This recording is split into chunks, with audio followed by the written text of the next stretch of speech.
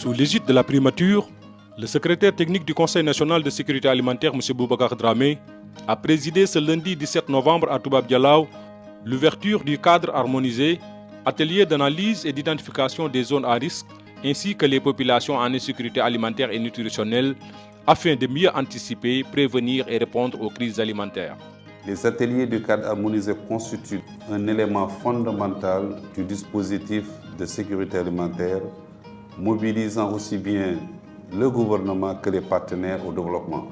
Les partenaires techniques et financiers saluent la mission du STCNSA qui leur permet d'orienter rapidement leurs interventions pour les populations phasées en insécurité alimentaire lors de cette rencontre. Cet atelier revêt une importance particulière car il intervient juste après la signature d'un protocole de partenariat entre le programme de résilience du système alimentaire et le STCNSA.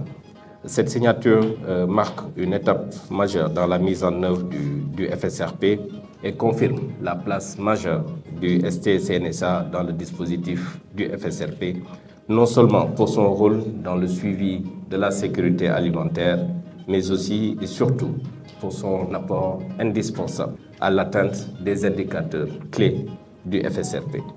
L'Union européenne a effectivement investi dans ce domaine de la sécurité alimentaire avec l'installation d'une douzaine de fermes au sud du Sénégal destinées aux plus vulnérables afin de les rendre un peu plus résilientes à l'insécurité alimentaire. Le PAM a toujours été aux côtés de STCNSA, maintenant STCNSA. Nous avons quand même pu intervenir au niveau de Salémata pour porter le projet de coopérative agricole communautaire. Donc cette année, le PAM a appuyé vraiment l'ensemble des producteurs qui se trouvaient au niveau de la vallée de Sambagara pour engager au moins 600 hectares. Et une partie de cette production sera aussi achetée par le PAM dans le cadre du programme des cantines scolaires. La lutte contre l'insécurité alimentaire est inscrite parmi les priorités de développement de notre pays. Elle mobilise à ce titre aussi bien les acteurs nationaux que régionaux autour de toute initiative visant son éradication. Au Sahel et en Afrique de l'Ouest, l'insécurité alimentaire demeure un défi persistant, marqué par des crises dont la complexité ne cesse d'évoluer. L'atelier des cadres harmonisés que nous ouvrons aujourd'hui s'inscrit dans cette dynamique. Les résultats issus de vos travaux serviront non seulement à élaborer un plan de réponse à l'insécurité alimentaire pour assister les ménages vulnérables, mais aussi à orienter les politiques et les programmes visant à améliorer durablement les moyens d'existence des populations.